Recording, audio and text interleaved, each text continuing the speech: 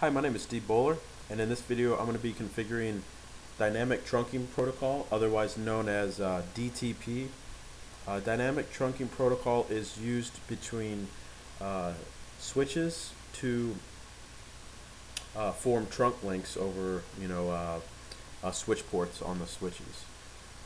And as you will see here in my GNS3 topology, here I have switch 1 using FA0 Fast Ethernet 013 and switch 2 using Fast Ethernet 013. Inside of GNS3, I'm not going to be doing any of the config. I'm going to be doing the configuration on two physical 3550s that I have in my lab. GNS3 will be used in this lab solely for demonstration for topology use only.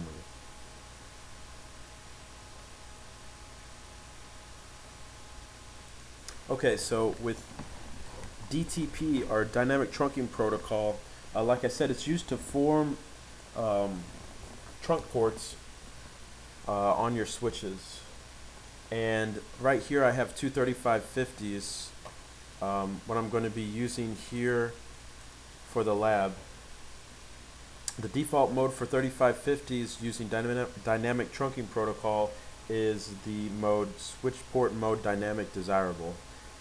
And what this will do is this will actively initiate the trunk negotiation.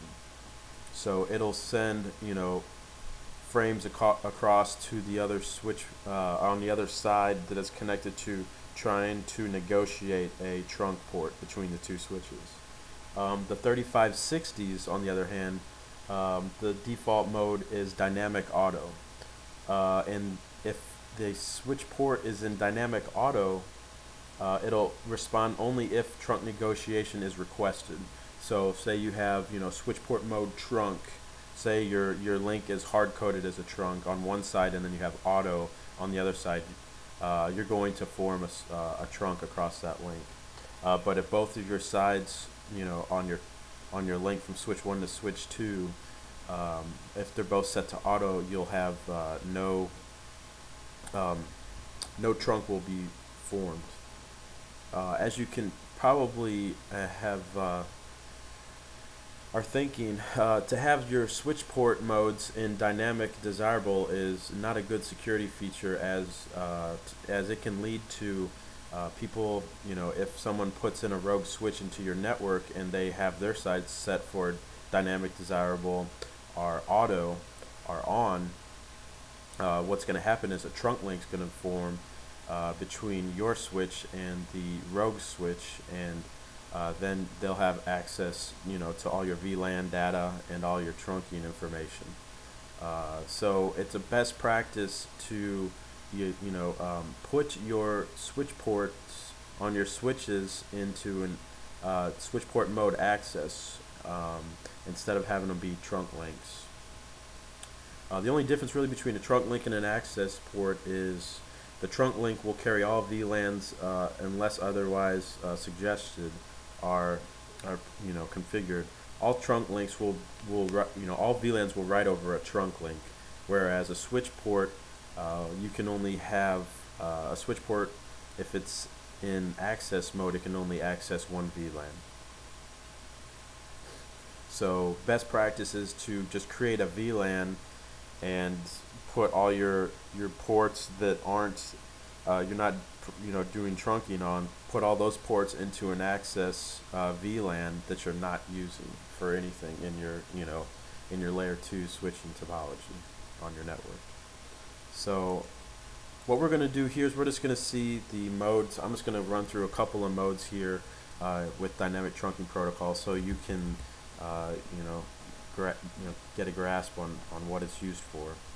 So here on switch 1, I'm just going to do a show run interface FA013, and as you can see here, the port shut down. It's in dynamic desirable, which is the default mode on the 3550s.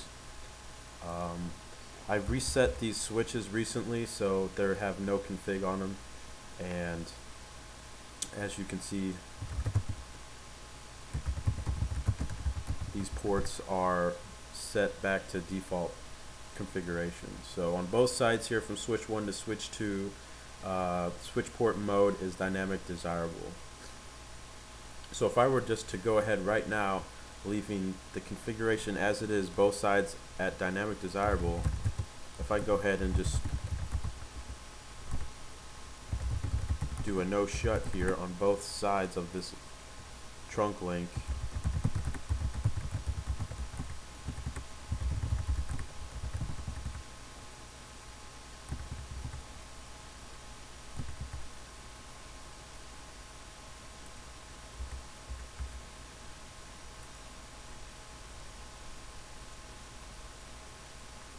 I'm going to scroll this out here so you guys can see a little more of what's going on here.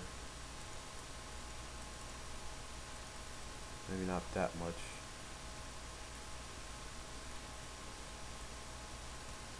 Okay, here on switch 1 now, to check your, your DTP information, your configuration, you can just do a show interface and then your interface and then just do switch port. That'll give you a lot of good information on your interface switch configuration. So as you can see here, switch port is enabled. The administrative mode is dynamic desirable. The operational mode is a trunk.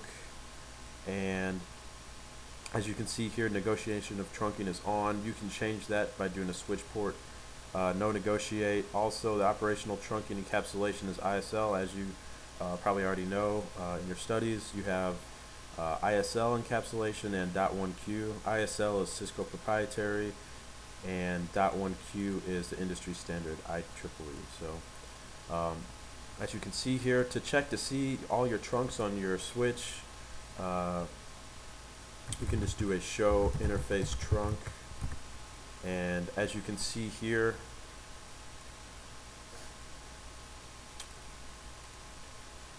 port FA013 mode is desirable. Encapsulation is already set here for ISL. Status is trunking, and it shows the VLANs allowed on the trunk. So as you can see, we have successfully configured a trunk link. If we go to switch 2 and just do a show interface trunk, you can see here that the mode is desirable. ISL's encapsulation type, status is trunking. So we do have created a successful trunk link between these two ports.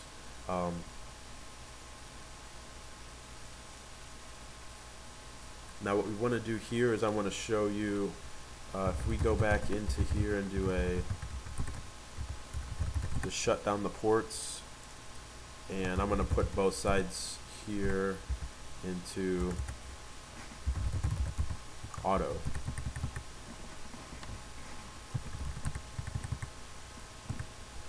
So if I do switch port mode, and then as you can see here, your modes for your switch ports, you have access, which is where you would set it as an access port, and then you can do switch port mode access, and then you can select the VLAN that you want to put it in. Switch port and that command is switch port access VLAN. So you have under switch port mode, you have access port. You can create a trunking link, which is what we're doing. So if you switch port mode trunk, you're going to be trunking unconditionally. That's just manually configuring it as to where the port is